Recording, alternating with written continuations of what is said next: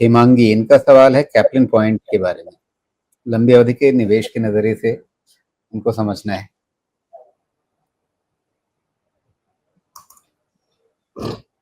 Caplin point 91, 31, 25.66, तो ये आके आपका गिर गया, आधा हुआ तो भी आपको रफली समझिए कि 12 टाइम, तो 12 टाइम पे 31 टाइम का वैल्यूएशन इधर आप ले लीजिए। फ्री कैश फ्लो बन रहा है इनके पास, तो फिर तो मैं यही कहूँगा कि वैल्यूएशन तो महंगा हो गया ना, एसेट टर्न उतना है नहीं, मार्जिन कितना है, मार्जिन 35%, तो दोनों एक दूसरे को निगेट कर रहे हैं। मेरे हिसाब से तो वैल्यूएशन महंगा हो गया है तो इसका। रमेश जी अकेले गए, क्या बात कर रहे हैं, थोड़ा मुझे भी सुनने दीजिए ना। क्या कह रहे हैं? नहीं, मैं आपको यही बता रहा हूँ कि इनका जो वैल्यूएशन है ना, ये नहीं, महंगा हो आप जो गया। बातें कर रहे थे वो लग रहा था आप अपने आप से बात कर रहे हैं, मुझे तो आप सुनाना ही नहीं चाहते। नहीं, वो नंबर डिकोड करना पड़ता है ना, तभी तो आपके पास फाइनल लेके आ पाऊंगा। नंबर ये डिकोड कर रहा था, आपको बताता हूँ। देखिए, ये क्या है, 21 टाइम का आरओई है और 25 टाइम्स का रिटर्न ऑन कैपिटल एम्प्लॉयड है। ठीक है, इसको एसेट टर्न पे सब आप मैच करेंगे ना, तो आपको लगेगा कि इसका एक्चुअल रिटर्न आरओई जो है ये 12 से 15% के रेंज का डिस्काउंट होके आ जाएगा। अब वो सब तो समझाना बड़ा मुश्किल हो पाएगा, लेकिन जैसे ही आप इसमें 35% मार्जिन लेके जाएंगे, फिर आपको लगेगा कि नहीं, 20% आरओई तक जाया जा सकता है।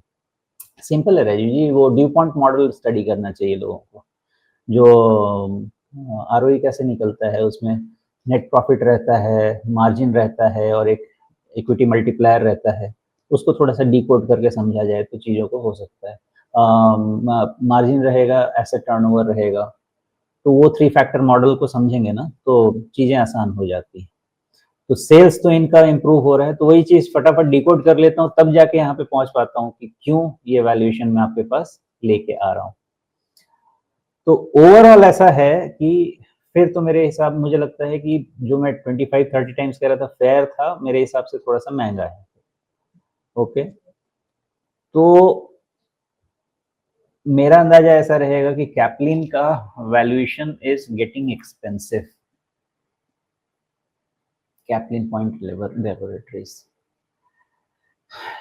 मैक्सिमम इसको ऐसे ही मैं रीड करना चाहूंगा कि मार्केट टेलविंड 2300 से 2600 के रेंज में इसको कंप्लीटली जितना भी वैल्यूएशन मिलना चाहिए वो मिल जाएगा, और फिर से एक कंसोलिडेशन चलना चाहिए। कैप्लिन पॉइंट के फेवर में जो बात जानी चाहिए वो ये जानी चाहिए कि जो काफी समय से हम रटते आ रहे हैं, हेल्थ केयर, फार्मा, डायग्नोस्टिक, वो इनके फेवर में जाएगी। थोड़ा सा प्रीमियम वैल्यूएशन उसके कारण इनको मिल सकता है, तो उसको भी अगर आप फैक्टर करना चाहें तो 31 टाइम्स पे आप 10 to 15% का और प्रीमियम मल्टीपल लगा लीजिए। 35 टाइम्स, 35 टाइम्स पे आप लेके जाएंगे तो प्राइस कितना आप लेके जा सकते हैं ऐसे 10 से 15%, तो वो आपको कहाँ पे लेके जाएगा, 2600 के आसपास, जो इनका हाई है। तो यही सब चीज क्या है ना, पहले अंदर डिकोड करना होता है तो सामने समझाना होता है, नहीं तो लोग कंफ्यूज ही हो जाएंगे, और वो सब बताऊंगा।